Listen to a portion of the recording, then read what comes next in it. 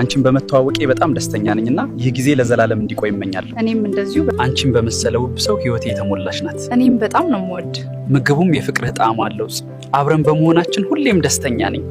ፍቅረኛ የራሱን ስራ ከጀመረ ጊዜ ስራ ቀዘቀዘ፣ ገቢ የለውምና እኔ ነኝ የምሰጠው። ሁሉ ጊዜ ለምንገዛው የምከፍለው እኔ ነኝና ሲደጋገም እየደበረኝ ነውና የገንዘብ ጫናው በጣም እያሳሰበኝ ነው። ገንዘቡ ጫና እኔ ላይ ብቻ ሆነብኝና ምን ማድረግ እንዳለብኝ ግራ ገብቶኛል።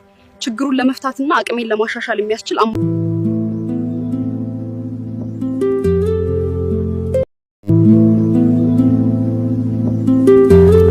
ሰላም ውድ የቻናላችን ተከታታዮች፣ እኔ ይወባላለሁ።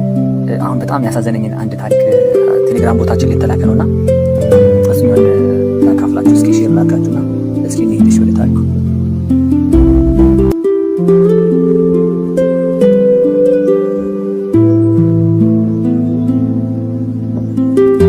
እሺ ታሪኩ ይሄ ነው። ሪሌሽንሺፕ ይላል። ሰላም ሰዎች፣ ፍቅረኛ አለኝ። 3 አመት አለፈን በአብሮነት። በጣም እንዋደዳለን፣ እንተሳሰባለን። ሃይማኖታችን ግን የተለያየ ነው። እግዚአብሔር ያውቃል ብለን አለን እስካሁን። ጥያቄ ይህ አይደለም። ፍቅረኛ የራሱ ስልክ ቤት አለው። መጀመሪያ ተቀጥሮ ነበር የሚሰራው።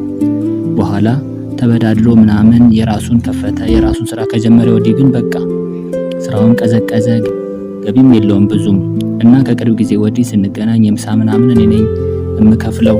አንዳንዴም ብር ሰጠዋለሁ። ሱስ ምናምን የለበትም። ለስራ ነው የሚያውለው። በፊት ምንም አይመስለኝም ነበረ። ሲደጋገም ግን እየደበረኝ መጣ። እስከ መቼ ነው እንዲመዘልቀው ብዬ አስባለሁ። ብር ሲያወጣ አሰቀቃለሁ በእውነት። በዛ ላይ ነገ የኔ ይሁን አይሁን ለማላውቀው ሰው ለምንድን ነው ይሄን ለዋጋ መከፍለው ብዬ አስባለሁ። እስከ መቼ አልፍልናል ብዬ ታግሼ ልቆይ? እየከበደኝ ነው። ራሴ ተቸገረ። ሌላ ችግር ምን ላድርግ? አትፍረዱብኝ። 2 አመት ጠብቄያለሁ። ጥሩ ነገር ይመጣል ብዬ ግን ደከመኝ በእውነት። መፍትሄ ሳጣን የመጣሁት ምክራችሁን ስጡኝ ይላል ታሪኩ።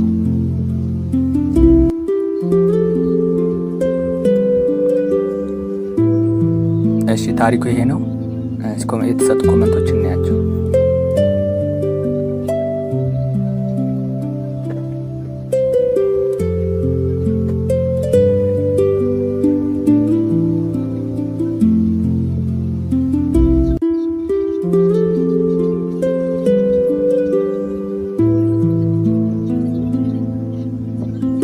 ገንዘቡ ጫና እኔ ላይ ብቻ ሆነብኝና ምን ማድረግ እንዳለብኝ ግራ ገብቶኛል።